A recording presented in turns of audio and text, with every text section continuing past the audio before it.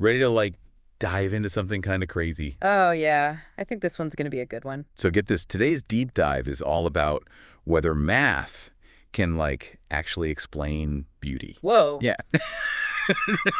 Sounds kind of out there. Total head scratcher. But we've got some sources that suggest there might be something to it. Like what? Okay, so we're talking chickens that can count. Like, for real. No way. Yeah, and like secret codes hiding in Jackson Pollock's paintings.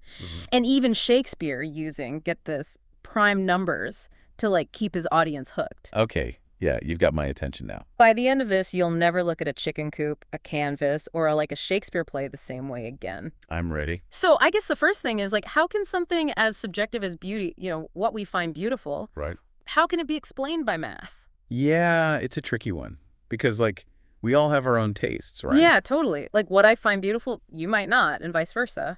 Exactly. But then there's this idea that there's some sort of objective mathematical structure behind it. Okay. Yeah, that's where this concept of formalism comes in, right? Exactly. But what is that? Well, formalism basically says that beauty isn't just like in the eye of the beholder.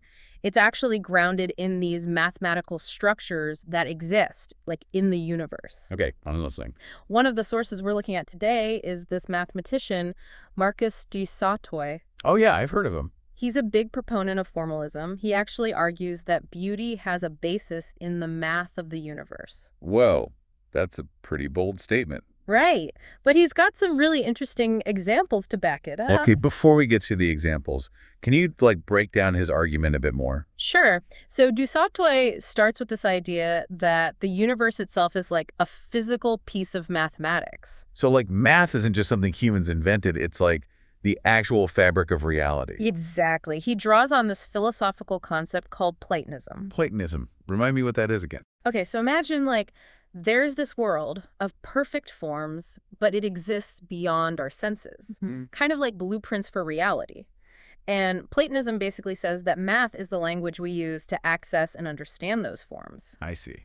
So for du Sautoy, because he thinks math is like the foundation of the universe, Yeah. he believes that the same mathematical principles that govern, like the cosmos, they must also be reflected in the things that we find beautiful. So a flower, a song, a painting. All of it. He thinks Yeah. they all reflect these underlying mathematical structures. Okay, I get the logic, but, like, are there any actual examples from nature that support this? Oh yeah, tons. Yeah. Even creatures that we might consider simple can show an understanding of math. You're going to say chickens again. Well, yeah, chickens are a great example. Okay, go on. They actually instinctively order themselves by size. Really? Yeah, like they have this basic grasp of numerical order. Huh. Never thought about it like that. It's pretty mind-blowing when you think about it. So math isn't just a human thing. Nope, it seems like it's woven into the fabric of nature. And Yeah. maybe, just maybe, our sense of beauty is kind of tuned into those underlying patterns. Okay, that's pretty cool. But what about, like, human-made stuff? Does du Sautoy talk about that too? Absolutely. He digs into how math shows up in art, architecture, music, all of it. Like what? Oh, we'll get to those, but he looks at things like the golden ratio, fractals. I've heard of the golden ratio. Yeah, it's a classic. But the point is, for him, all these things kind of point back to this idea that math is the language of the universe, and beauty is just us picking up on that underlying order. Okay, I think I'm starting to get it. This is making me see the world in, like, a whole new way. I know, right? It's pretty amazing. I'm already starting to see math everywhere. But let's, like, zoom in a bit. What about this golden ratio? Where does that fit into all of this? Yeah, the golden ratio is a good one to start with. I feel like I've heard of it. You probably have. Maybe in, like, a movie or something. Could be. It kind of pops up everywhere. But I always thought it was, like, kind of mystical mumbo-jumbo. Yeah, it gets that rap sometimes. People trying to find a meaning where there isn't any, Right, right. But there's actual math behind it, right? Oh, yeah, for sure. So, like, what is it exactly? So it's a mathematical ratio, and it's approximately 1.618. 1.618. Okay. And it seems to have a big impact on how we see beauty. Not just in art, right? Right, like, everywhere. Okay, so what makes that number so special? Well, for one thing, it's been known for centuries. Centuries? Really? Yeah, like the ancient Greeks were already studying it. Wow. Mathematicians like Euclid, they were fascinated by it. So what did they figure out about it? Well, they realized that this ratio, when you use it to create rectangles, those rectangles are super pleasing to look at. So our brains are like hardwired to find the golden ratio visually appealing. That's one theory, and there's some research that backs it up. Really? Yeah, studies have shown that people tend to prefer images and objects that use the golden ratio. Compared to ones that don't. So it's not just some random thing, it's like baked into our perception. It seems that way. But if it's about visual harmony and all that, Yeah. wouldn't that mean it shows up in nature too? You're absolutely right. It's not just a human invention. It pops up all over the natural world. Like where? Oh, the arrangement of leaves on a stem, the spiral of a nautilus shell, even the proportions of the human body. No way. It's like nature's way of optimizing for growth, survival, stability. So it's not just about aesthetics, it's about functionality too. Exactly. Like, think about a sunflower. Okay. The way the seeds are arranged, that spiral pattern, Yeah. it's based on the golden ratio. No way, really? Yep. And it lets the flower pack in as many seeds as possible. So, like, it's efficient. Super efficient, and it looks beautiful. That's amazing. And our brains, we evolved alongside these natural patterns. Yeah. So we've come to associate them with order and harmony. And that translates to beauty. Right. It's like this hidden code. It is, kind of. We see it everywhere, but we don't even realize it. And once you start seeing it, it's hard to stop. It's like a whole new layer of understanding. So this isn't just about nature, right? You said artists use the golden ratio too. Oh, yeah, for sure. And architects. I'm picturing Da Vinci, like, with a compass and protractor, carefully measuring out the Mona Lisa. Maybe not a protractor, but... Oh, he was definitely into math, right? Oh, yeah, big time. So was a Mona Lisa, like, intentionally designed using the golden ratio? Well, a lot of people think so. Really? Yeah, the proportions of her face, the composition of the painting, even the placement of her hands. Wow. They all seem to relate to the golden ratio. So maybe that's why it's considered such a beautiful painting. Could be a factor. And Da Vinci wasn't the only one, right? Not even close. The Parthenon, that ancient Greek temple. Yeah, I've seen pictures.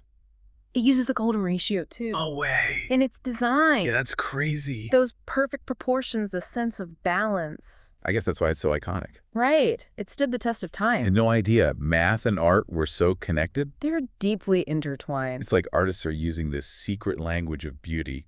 And that language is math. Okay, so what other artists use the golden ratio? Oh, tons. But one that comes to mind is Salvador Dali. Dali? Really? Yep, The Sacrament of the Last Supper, that painting. Yeah. He used the golden ratio for the canvas size, the placement of the figures, the whole composition. Huh. I wouldn't have thought of him as a math guy. He was all about the subconscious, but he was also very precise with his compositions. I see. So even within his surreal stuff, there's this underlying order. Exactly. He was tapping into something deeper. This is blowing my mind. And you said music, too. Oh, yeah, music's full of math. But music is so emotional. How does that work? Well, composers have been using mathematical ratios and patterns to create harmony for ages. Okay, I'm really curious to hear more about that. It's a whole other rabbit hole. Okay, so where were we? Math and music, right? Right. Yeah, we were about to dive into how math plays a role in creating those beautiful, harmonious sounds we love.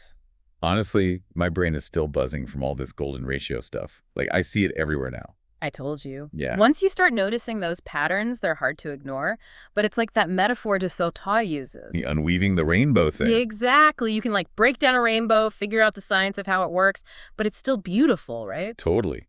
I guess understanding how something works doesn't have to ruin the magic of it. Exactly. And that's what's so cool about this whole math and beauty connection. It's not about reducing beauty to some cold, hard formula. It's about appreciating another layer of the beauty. Okay, yeah, I get that. So, like, with music, I mean, I always loved Bach, but I never thought about, like, the math behind it. Does knowing about the math change how you experience his music? For me, it makes it even more amazing. Think about a fugue, one of those complex pieces Bach was known for. It's like this intricate musical puzzle where all these different melodies interweave, but it all comes together perfectly. Yeah, those are always super impressive. And when you understand the math behind it, like the ratios and patterns he used to create those fugues. It's like you can appreciate his genius on a whole other level. Exactly. Like peeking behind the curtain and seeing the wizard's machinery. Okay, I get that. So it's not just the emotional impact of the music, but also the intellectual satisfaction of understanding how it works. Right. And that satisfaction, you can find it in other art forms too. Like, remember we talked about the golden ratio in art? Yeah, the 1.618 thing. Well, there's also this thing called the Fibonacci sequence. Oh, yeah. I remember that from school. Yes. Something about adding the previous two numbers together, right? Exactly. It's a series of numbers where each number is the sum of the two before it. So like 1, 1, 2, 3, 5, 8, and it goes on and on. Yeah, so 1 plus 1 is 2, then 1 plus 2 is 3, and so on. Exactly. And this sequence pops up everywhere in nature.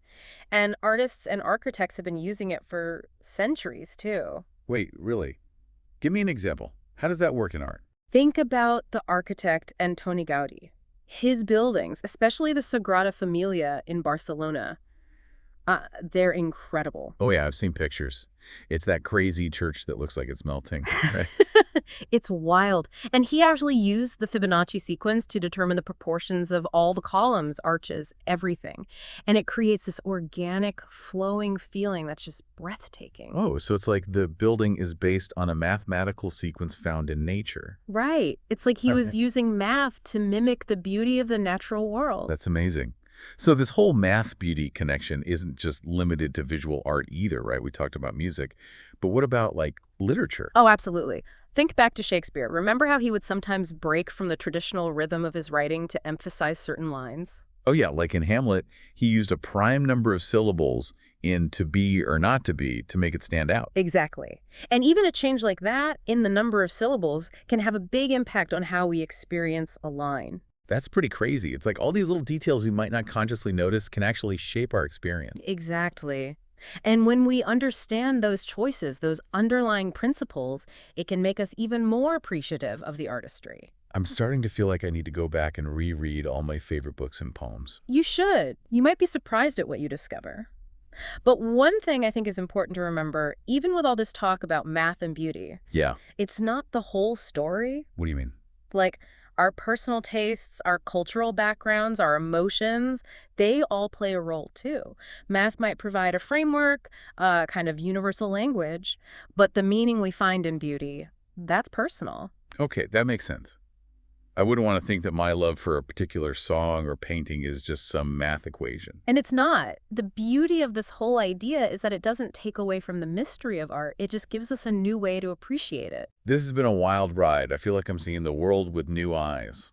But before we wrap up, any final thoughts? Just keep looking for those hidden mathematical structures. You might be surprised where you find them and how they enrich your experience of the world. Well said. So for everyone listening, keep exploring, keep questioning, and keep diving deep. We'll catch you next time.